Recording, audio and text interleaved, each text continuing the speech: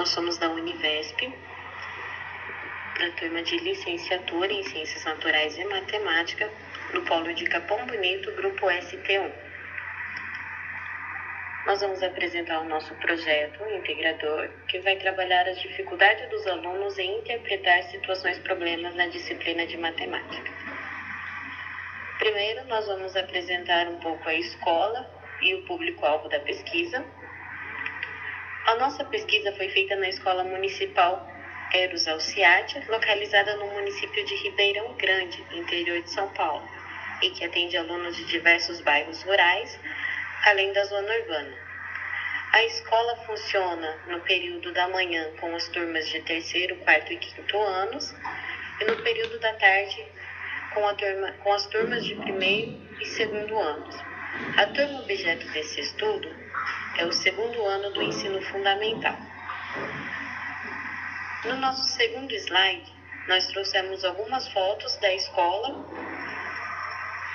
que é a entrada da escola, a biblioteca, o cantinho da leitura, o pátio e a sala de aula. A escola atende alunos do 1º ao 5º ano, sendo que o 3º, 4º e 5º ano está no período da manhã e o 1º e 2º ano no período da tarde. Então, na data combinada com a professora da classe, os integrantes desse grupo visitaram a escola e assistiram à aula na sala do 2º ano. Na oportunidade, foi proposta a atividade diagnóstica apresentada nesse slide. E como toda atividade diagnóstica, a proposta era que a professora fizesse a leitura dos exercícios junto com os alunos e que a partir daí eles resolvessem sozinhos, utilizando-se de diferentes estratégias. No entanto, o resultado que obtivemos foi esse. Sem o uso de estratégia alguma, apenas com a tentativa de cálculo mental, a partir da questão 3, a professora achou melhor fazer uma intervenção, solicitando que os alunos usassem desenhos, risquinhos, pauzinhos, para mensurar as respostas e conseguir chegar a um resultado final satisfatório. E foi o que as crianças fizeram, e que está aqui representado. Algumas crianças retornaram os exercícios anteriores, 1 e 2, e outras continuaram a partir do 3º. Ao final, quando foi feita a correção, chegamos à conclusão que nenhum dos 21 alunos acertou 100% das questões. Mas o resultado foi bem mais significativo com a intervenção do que seria sem ela. A partir desse ponto, temos subsídios para a elaboração do protótipo e para que as aulas fiquem mais atrativas para as crianças, oferecendo um ensino-aprendizagem mais sólido que será levado para a vida toda.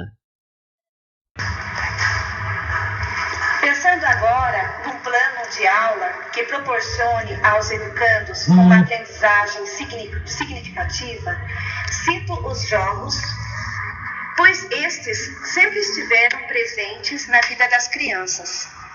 O jogo é considerado uma atividade lúdica. Em nosso modo de ver o jogo, mais precisamente no início da partida, as situações problemas inexistem. O momento em que o aluno está jogando se caracteriza pela possibilidade de ganhar ou perder. No jogo infantil, ganhar ou perder está ligado à competência de cada participante de criar possíveis estratégias para vencer os adversários. As crianças jogando desenvolvem atividades matemáticas. Há um processo de criação que impulsiona a colocar em cena suas capacidades cognitivas, sejam conhecimentos já adquiridos, ou seja, sua capacidade de criar e de gerenciar novas estratégias de pensamento. Trabalhado de forma adequada, além dos conceitos, o jogo possibilita aos alunos desenvolver a capacidade de organização, análise, reflexão e argumentação, enfim, uma série de atitudes. E com vistas a facilitar o trabalho pedagógico do professor e proporcionar aos alunos o entendimento dos enunciados matemáticos, Os jogos serão confeccionados nas aulas interdisciplinares. A razão pela qual foi feita a escolha desse plano de ação está fundamentada nas teorias de diversos autores, como Piaget, Vygotsky e outros. É importante esclarecer que toda metodologia que envolve o uso de jogos requer um planejamento do que se pretende ensinar e de quais objetivos devem ser alcançados com o uso desse recurso. Assim, um jogo que a princípio pode parecer ingênuo, nada inovador, pode se revelar um potencial disparador de situações problema interessantes, ao mesmo tempo que jogos sofisticados podem se mostrar inadequados ou insuficientes para o trabalho em sala de aula.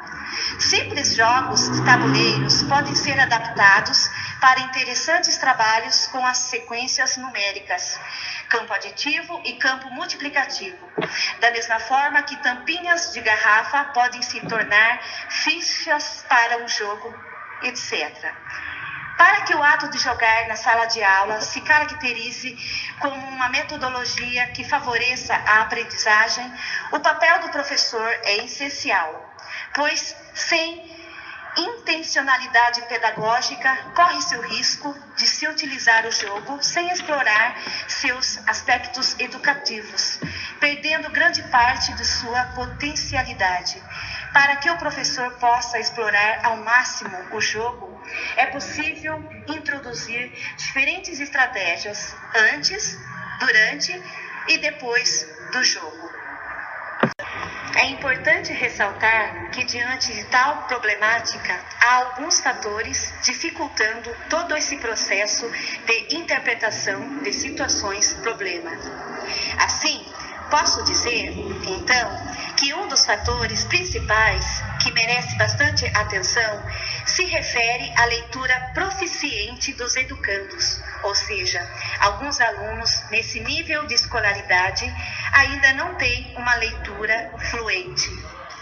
A leitura feita pelo aluno talvez seja a modalidade que atualmente mais precisa de investimento. Nessa perspectiva, nós, professores, somos responsáveis por produzir alunos leitores fluentes ou não. Na sala de aula, por exemplo, há alunos leitores fluentes e não fluentes. Só para citar, alguns poucos ainda estão presos à decifração, ou seja, apenas decodificam os sinais gráficos, revelando assim uma ineficácia no que tange ao entendimento de resolução de problemas. Um aspecto muito importante a ser considerado é que ler fluentemente não significa compreender o que se lê, considerando que outros alunos leem enunciados problemáticos rapidamente, sem entender o assunto de que trata a situação-problema. Nesse contexto, cabe aqui indagar: o que é ler bem, então? O que significa fluência leitora? As respostas para essas indagações é única. Então digo que a leitura de um texto requer conhecimento de seu propósito por parte dos alunos, já que a fluência também tem a ver com a intenção da leitura, como por exemplo, lemos para nos divertir, lemos para ficarmos informados, lemos para aprender regras e etc. Diante das considerações citadas acima, a leitura deve ser a atividade central, tendo em vista que está presente em todas as disciplinas. É a partir dessa compreensão que buscaremos focar o nosso projeto integrador.